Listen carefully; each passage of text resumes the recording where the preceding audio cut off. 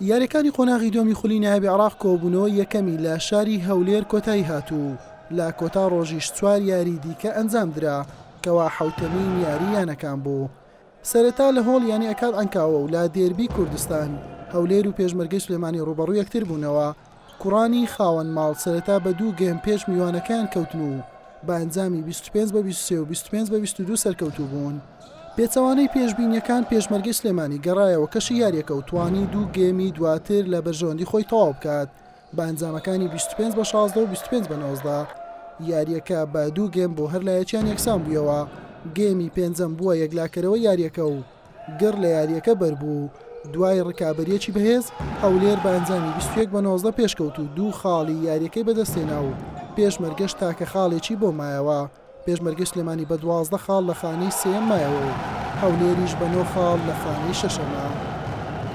سپاس بۆ خوا پاشان بۆ ئەم هاندەرە زۆرە کە ئامادە یاریەکە بوو و پاشان سپاس بۆ کارژێڕیانە و مدەڕبین کە تیپێکی باشیان دروست کردبوو. بەڵام ئەم ساڵ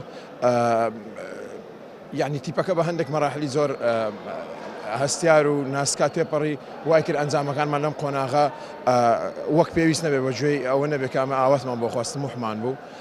بەڵام ئەلحەمدولillah ئەمڕۆ لەگەڵ یانەی پێشمەرگەی شاری سلێمانی توانیمان ئاسێکی باش پێشکەش بکەین و بگەڕینەوە سەر ڕیتمی خۆمان و توانیمان یاریەکەیان بە ئەنجامی 3 گێم بەرامبەر بە 2 گێم لێ بینەوە. ئەوە وامان لەکە هەنگاوێک نزیکتر بینەوە لە 4 گۆشەی زێڕین. طبعاً ئەم بردنەوەیە بردنەوەیکی یەکجار گرنگ بوو بەوەی کە ئێمە لە 4 یاری ڕابردوو دووشی شکست ببووین. ئەمڕۆ توانیمان بگەڕینەوە ناو ڕکابەری و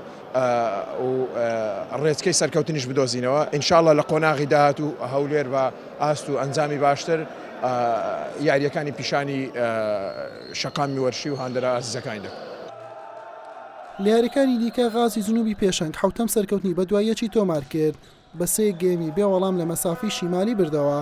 شۆرتەی دووەمی ڕیزبەندی شەشەم سەرکەوتنی تۆمار کرد و لە بەحری بردەوە بە 3 گێم بەرامبەر گێمێک. جەیشیش بە زەحمەت لە حەبانی بردەوە بە 3 گێم بەرامبەر بە 2 گێم. یاریەکانی کۆبوونەوەی دووەمی ئەم قۆناغا لە سەرەتای مانجی داهاتوو لە شاری بەغدا ئەنجام دەدرێت و یانەکان 7 یاری دیکە بەرامبەر یەکدی ئەنجام دەدەن. 4 تیپ دەگەنە 4 گۆشەی زێڕین. حوسێن محەممەد کەناڵی پێام هەولێر.